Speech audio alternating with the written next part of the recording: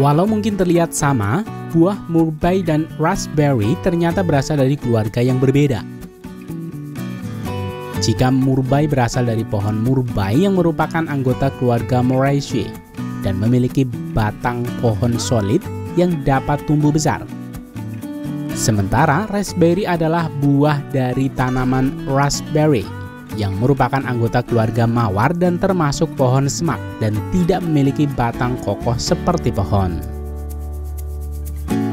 Tanaman semak yang berbuah dan berasal dari keluarga mawar ini memiliki banyak jenisnya, mulai dari raspberry, blackberry, blueberry, strawberry hingga goji berry yang mungkin masih asing buat kalian. Buah berry sendiri cukup populer di Eropa terutama untuk produk olahan seperti pie, selai, dan jelly. Pada video kali ini, Rekayasa Teknologi akan mengajak kalian untuk melihat proses pertanian raspberry dan blackberry modern di Eropa, tepatnya di Belanda.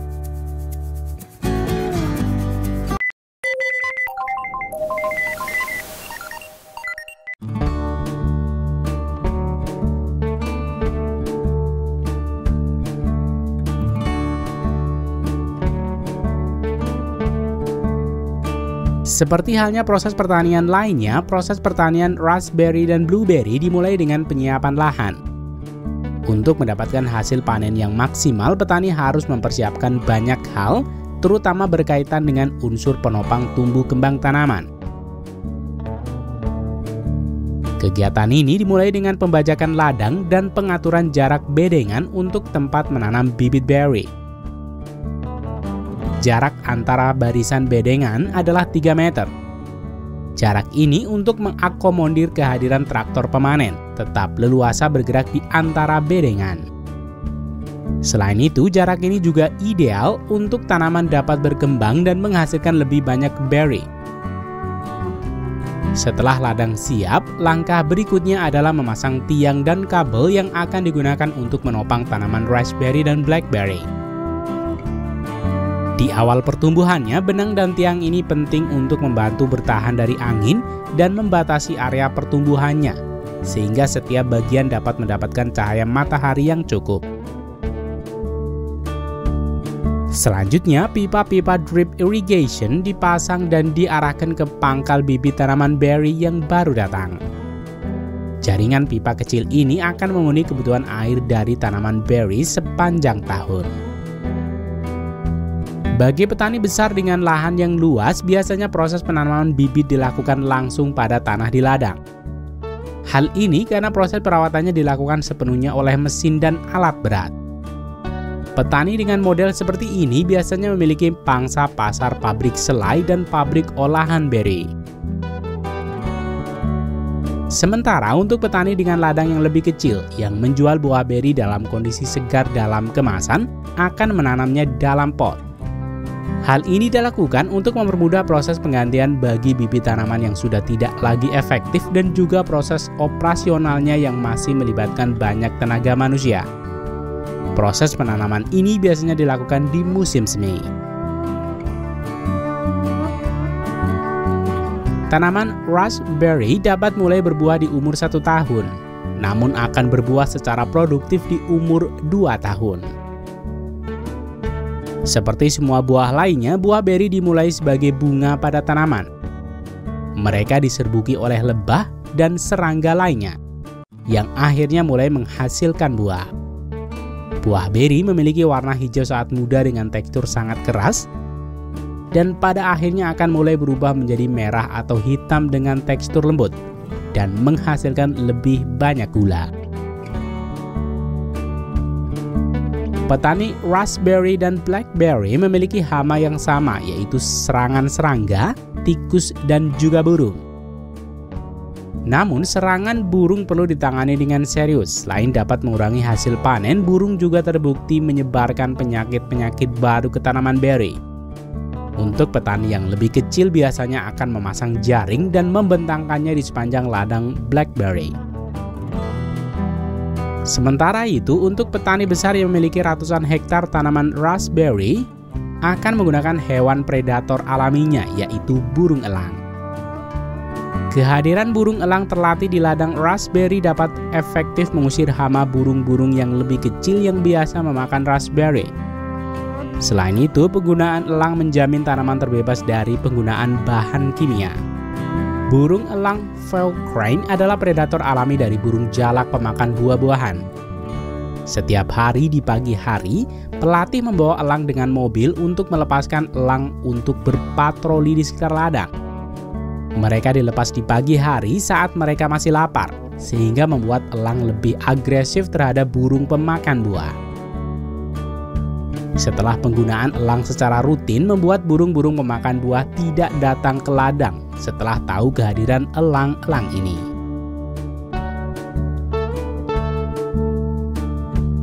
Proses pemanenan raspberry dan blackberry biasanya dilakukan pada akhir musim panas hingga awal musim gugur.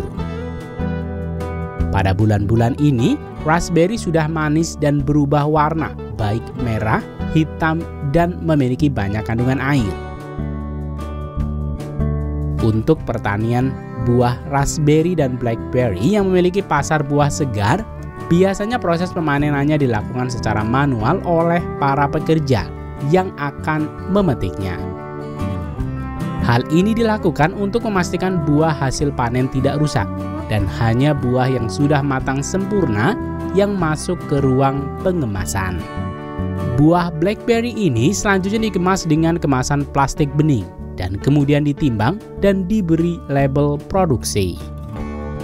Sementara itu, untuk proses pemanenan buah raspberry berskala besar akan dilakukan dengan mesin pemanen buah raspberry.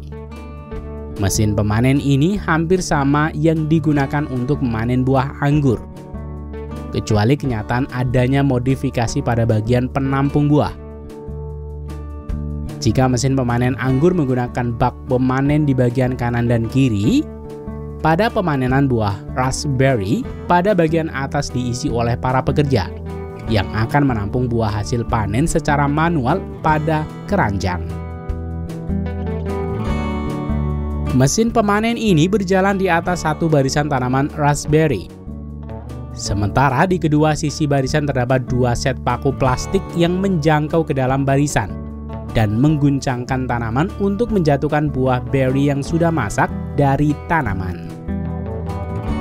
Sementara buah beri yang masih hijau dan belum siap akan tetap berada di tanaman. Mesin pemanen ini akan kembali 2 atau 3 hari kemudian ke ladang yang sama, ketika buah beri sudah banyak yang berubah warna menjadi merah dan matang. Ketika buah beri jatuh dari tanaman, buah tersebut akan mendarat di conveyor yang membawanya ke atas mesin pemanen, di mana pekerja dapat mengambil dan membuang daun, buah beri mentah, atau apapun selain buah beri merah yang jatuh ke conveyor. Ketika buah beri mencapai ujung ban berjalan, buah tersebut jatuh ke dalam nampan plastik yang disebut dengan flat. Pekerja menempatkan buah beri di tempat flat. Flat ini kemudian dimuat ke truk dan dibawa ke pabrik pengolahan.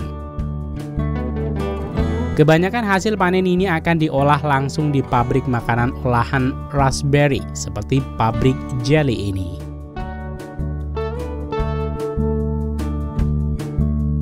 Setelah panenan selesai, tanaman raspberry harus dipangkas dan diikat.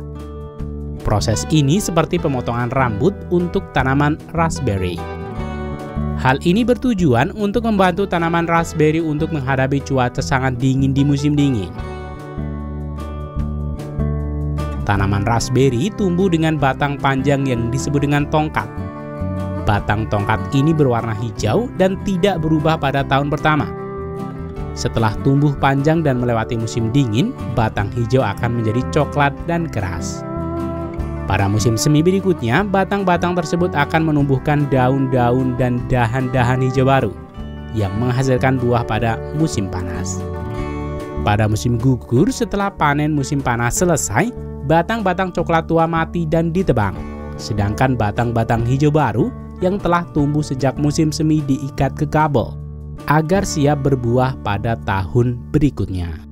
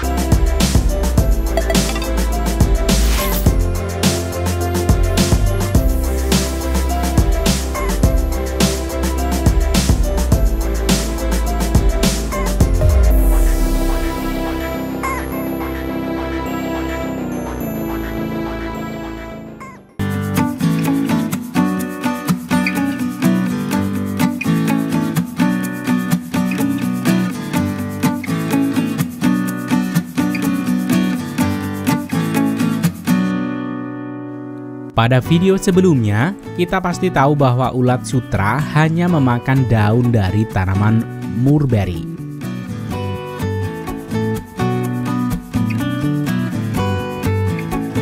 Daun mulberry yang menjadi favorit dari ulat sutra ini ternyata juga memiliki segudang manfaat yang baik bagi tubuh manusia jika dikonsumsi. Sehingga di Jepang dan Korea, daun mulberry dibuat menjadi teh ataupun jus daun mulberry.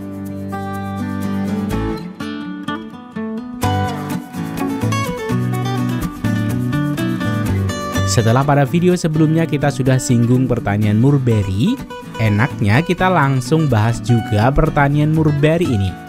Baik untuk pertanian mulberry untuk keperluan daun dan juga pertanian mulberry untuk hasil buahnya. Video ini juga sebagai jawaban untuk request saudara Rido.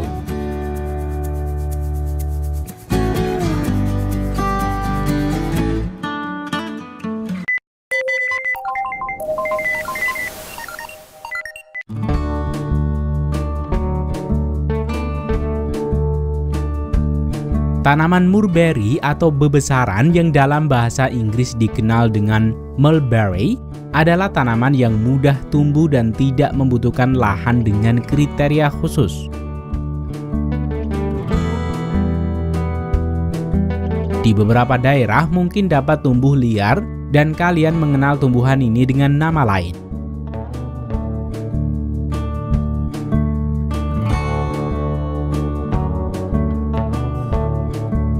Selain untuk pakan ulat sutra di Korea maupun di Jepang, tanaman ini sudah lazim dibudidayakan secara skala besar untuk keperluan produksi daun mulberry dan juga buah mulberry.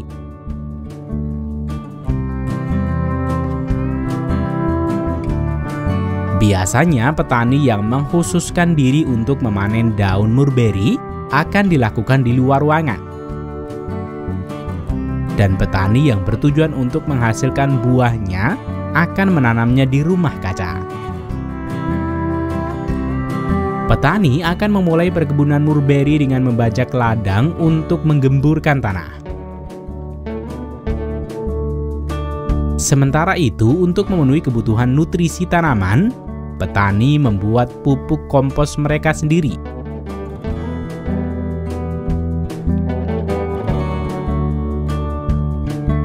Pohon mulberry relatif mudah dibudidayakan. Biasanya, mulberry dibudidayakan melalui stek.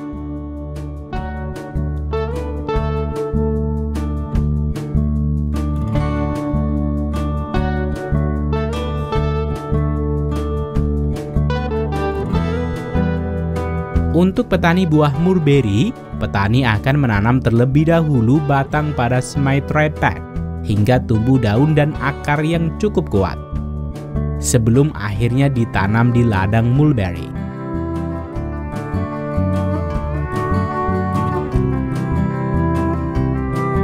Sementara petani daun mulberry akan langsung menata batang mulberry pada ladang secara terlentang, dan kemudian menutupnya dengan tanah. Sehingga akan muncul banyak tunas dalam satu tempat, yang akan menghasilkan banyak cabang dan daun mulberry.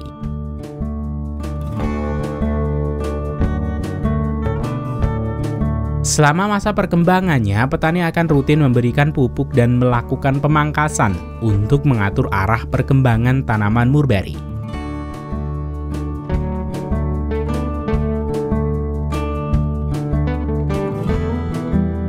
Bagi petani buah mulberry, biasanya akan membesarkan dua cabang utama yang akan dibentuk berseberangan seperti huruf Y untuk memudahkan pada saat panen.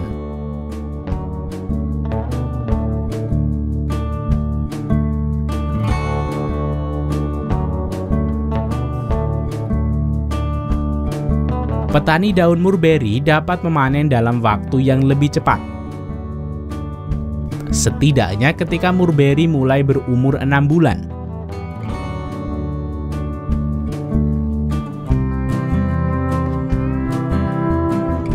Sementara itu, petani buah mulberry akan mulai memanen buahnya pada umur 1 tahun dan rutin berbuah pada umur 3 tahun. Buah yang belum matang biasanya berwarna putih, hijau, atau kuning pucat tergantung jenis dari mulberry. Pada sebagian besar spesies, buah berubah menjadi merah saat matang, kemudian ungu tua atau hitam. Buah mulberry ini memiliki rasa manis dengan sedikit asam.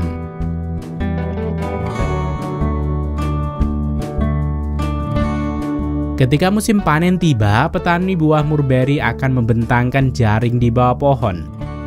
Jaring ini bertujuan untuk menghindari buah mulberry kotor saat terjatuh karena sudah tua maupun saat proses pemanenan. Buah ini banyak dijual secara segar maupun dalam bentuk olahan.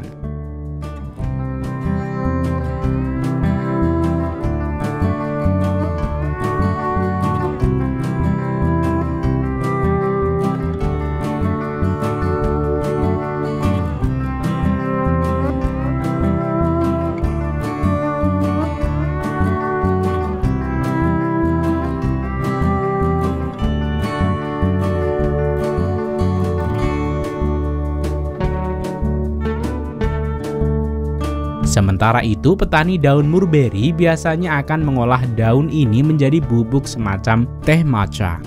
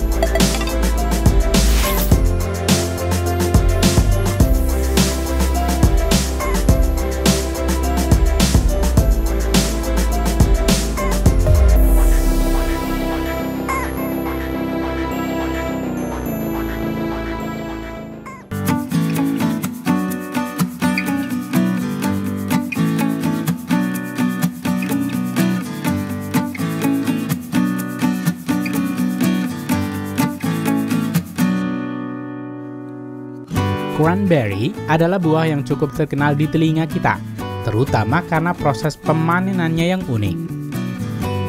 Untuk mengurangi kerusakan saat panen dan juga mengefisiensikan waktu panen, petani sering membanjiri ladang cranberry dengan air saat proses pemanenan.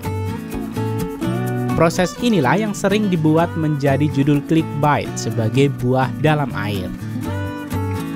Walau begitu, sebenarnya proses pemanenan cranberry juga dapat dilakukan tanpa melibatkan air, namun bisa berakhir lebih mahal.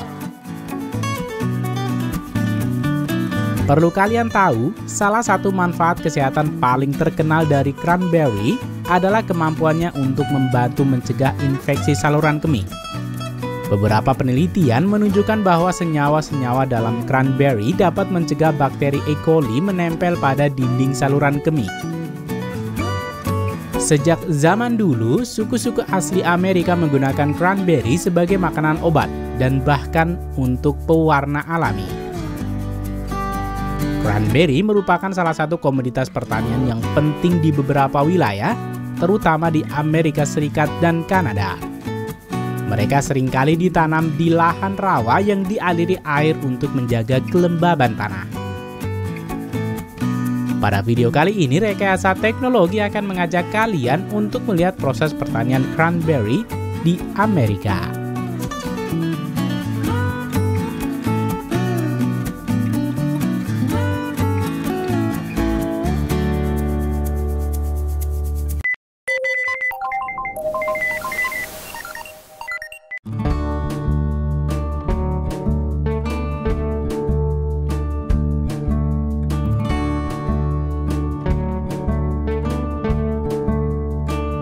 Cranberry adalah buah yang tumbuh pada tanaman merambat di rawa-rawa.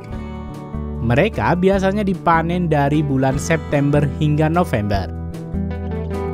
Walaupun cranberry termasuk ke dalam buah, namun pertanian cranberry tidak menanam tanaman ini dari bijinya.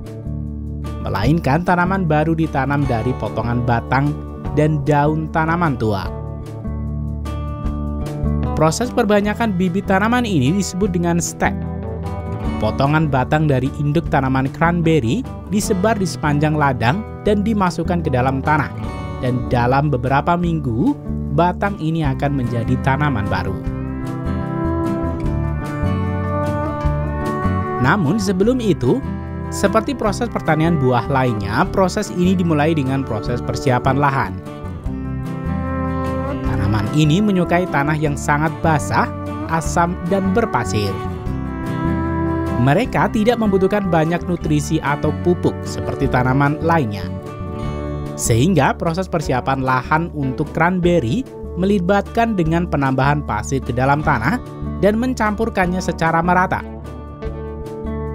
Setelah ladang siap, petani memilih varietas cranberry yang sesuai dengan kondisi iklim dan tanah di lokasi mereka. Berikutnya, proses penanaman bibit cranberry dimulai ketika para pekerja membawa ribuan potong batang tua dari indukan tanaman cranberry ke ladang.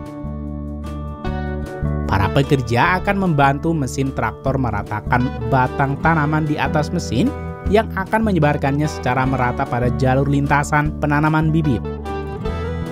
Sementara beberapa pekerja lain membantu secara manual untuk menutup bagian ladang yang belum mendapatkan bibit tanaman secara merata. Setelah proses penanaman bibit selesai, mereka akan membasahi ladang dengan air.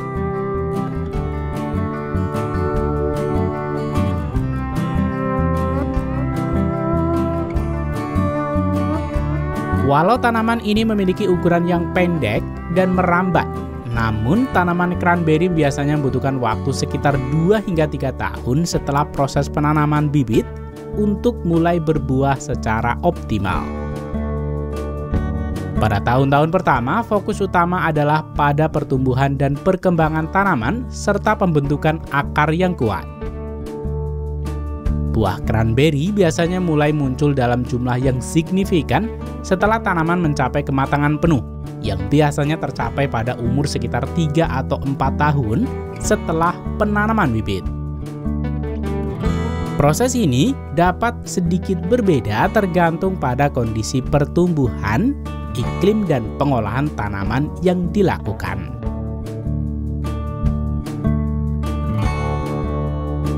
Di sisi lain, tanaman ini memerlukan perawatan yang mudah karena tidak memerlukan pemupukan secara rutin dan juga minim hama. Kebanyakan hama tanaman cranberry adalah kutu daun dan ulat gerayak. Untuk mengendalikan hama-hama ini, petani cranberry biasanya menggunakan berbagai metode termasuk penggunaan insektisida yang tepat. yang disemprotkan dengan traktor dengan selang semprot yang panjang dan berjalan di pinggir ladang cranberry. Dan hal utama dalam proses pertanian cranberry adalah pengolahan air yang efisien.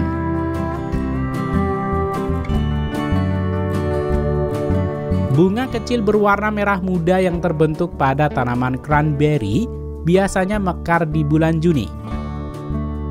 Jika kamu perhatikan, sekilas bunga cranberry terlihat seperti bangau. Sehingga dulu pemukim Eropa awal di Amerika Utara menamainya bunga crane yang artinya bangau dan menjadi nama cranberry. Untuk memaksimalkan panen, di musim bunga seperti ini petani sering bekerja sama dengan para peternak lebah untuk membawa ternak lebah mereka ke ladang, sehingga dapat membantu proses penyerbukan. Dengan bantuan ini dapat membuat hasil panen meningkat hingga 30-40%. Setelah lebah menyerbuki bunga, buah beri mulai terbentuk. Awalnya berwarna putih, tapi perlahan berubah menjadi merah tua cerah. Tanaman cranberry dapat tumbuh dan berbuah selama bertahun-tahun. Bahkan ada beberapa tanaman cranberry di Wisconsin di Amerika yang berumur 70 tahun.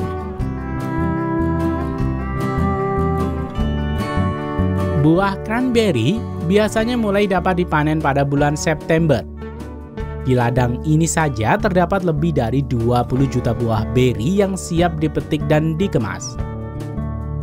Seperti yang dibahas sebelumnya, terdapat dua cara memanen cranberry, yaitu panen kering dan panen basah.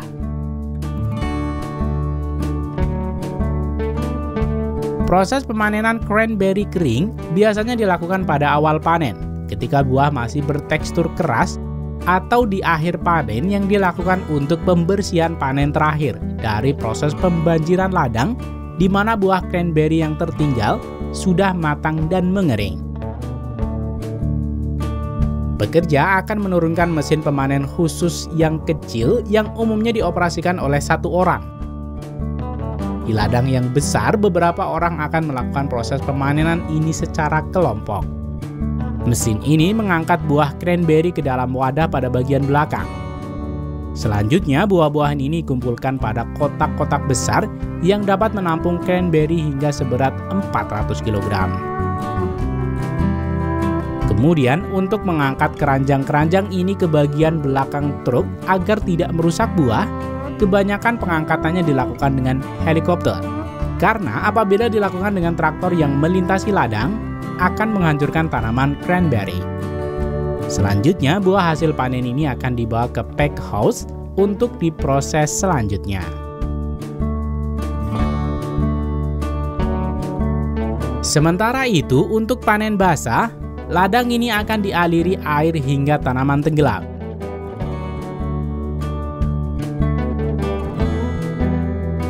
Kemudian mesin traktor pemetik ini akan melepaskan buah dari batangnya sehingga buah-buah ini akan terapung di atas air.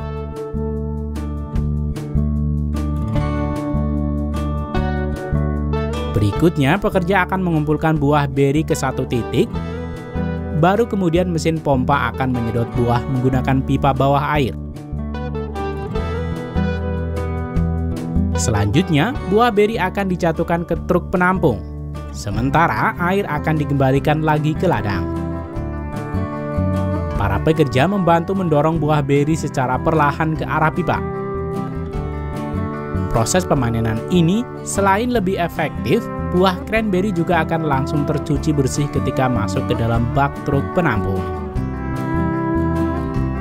Setelah penuh, cranberry akan diantar ke pabrik untuk proses lebih lanjut.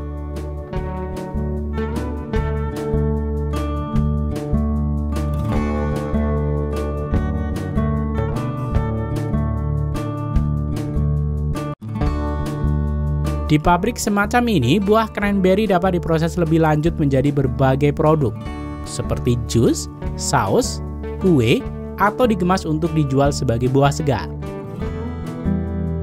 Sementara itu, cranberry kering yang sudah dipanen, dicuci, akan dikemas dalam kemasan kecil maupun besar untuk didistribusikan dalam bentuk buah segar.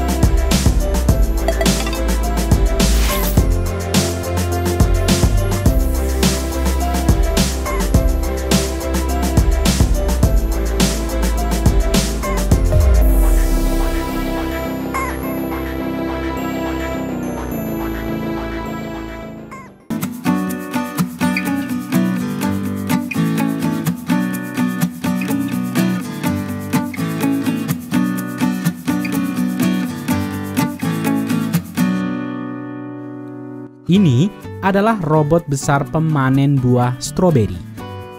Sebuah inovasi teknologi dalam pertanian buah stroberi yang terkenal.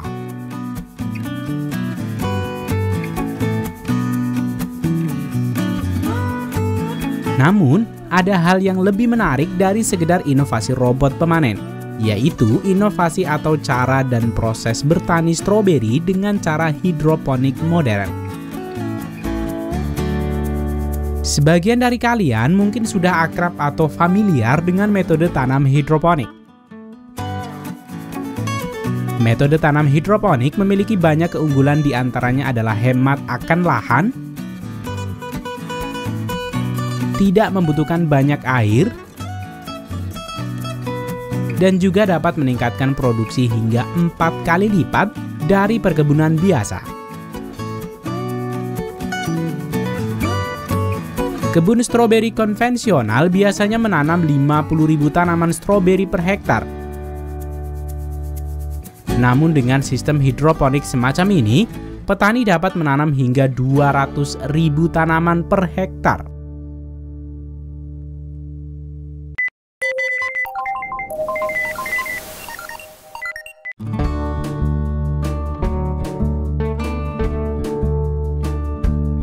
Dalam bertani secara hidroponik juga terdapat banyak perlakuan dan teknologi yang berbeda di setiap perusahaan pertanian untuk meningkatkan hasil panen. Namun tentu memiliki satu kesamaan, yaitu bertani tanpa menggunakan media tanah.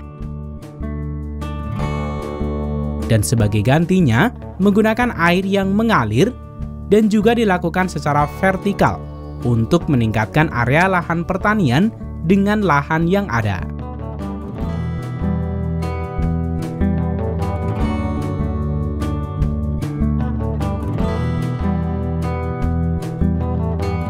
Salah satu perusahaan yang menawarkan teknik bertani stroberi secara hidroponik adalah NGS atau perusahaan New Growing System yang berasal dari Eropa, tepatnya negara Spanyol di kota Colby.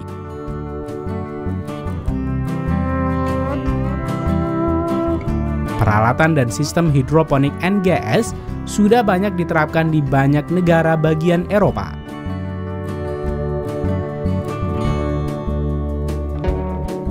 Sistem produksi NGS telah dirancang untuk budidaya berbagai jenis tanaman tanpa menggunakan substrak sistem, memungkinkan manajemen irigasi sirkuit tertutup dengan mensirkulasikan kembali larutan nutrisi. Dengan metode ini, petani juga memungkinkan untuk meningkatkan kepadatan tanaman dengan memberikan ruang bebas tanaman berkembang secara alami dengan teknologi polietilen berlapis untuk merangsang perkembangan akar. Sistem ini juga memberikan solusi untuk memasok nutrisi dan mineral yang dibutuhkan untuk pertumbuhan dan perkembangan.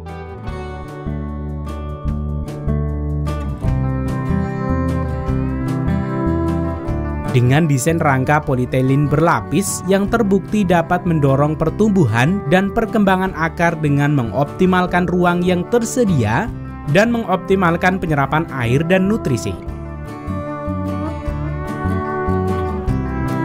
Desain polietilen berlapis dalam media tanam ini didesain menyerupai aliran air terjun yang memberikan akses sempurna kepada akar untuk mendapatkan oksigenasi larutan nutrisi. Sehingga berkontribusi pada pengembangan tanaman yang lebih baik,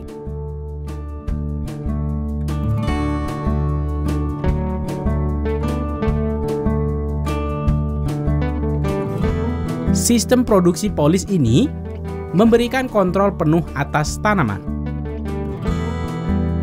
Petani dapat merespon kebutuhan fisiologis tanaman serta permintaan pasar.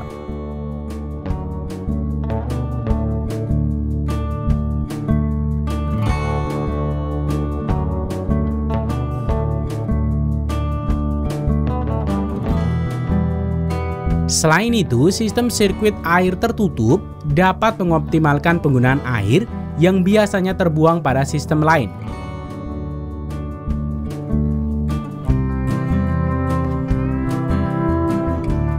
air akan ditampung pada reservoir dan disirkulasikan ulang sehingga dapat mengoptimalkan penggunaan air.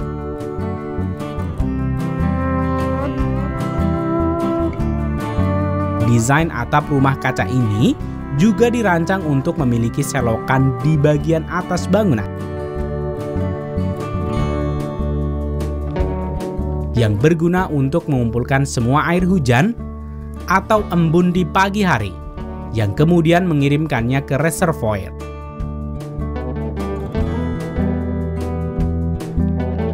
Dengan curah hujan yang bagus, lahan pertanian dapat menjadi 80% mandiri dari suplai air dari luar.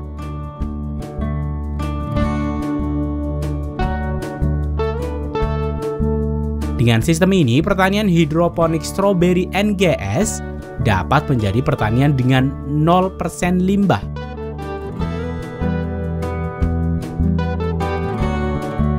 Teknologi pertanian NGS juga dapat diaplikasikan di kota terkering sekalipun.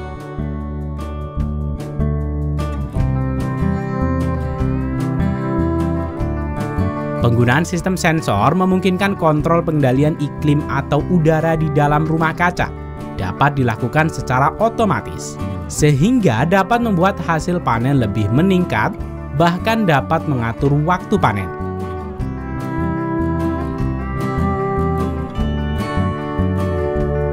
Kalian dapat melihat ketika sistem ini bekerja, di mana ketika suhu naik di dalam rumah kaca, ventilasi akan membuka membiarkan udara masuk ke rumah kaca, sehingga dapat mendinginkan suhu di dalamnya.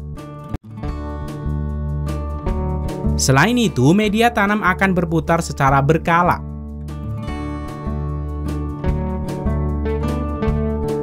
Memastikan setiap tanaman memperoleh perlakuan yang sama baik dari suhu dan intensitas cahaya matahari. Dengan sistem tertutup seperti ini, dapat memberikan kondisi kerja yang jauh lebih baik. Tanaman tidak terkena lingkungan luar, sehingga meminimalisir penyakit yang datang.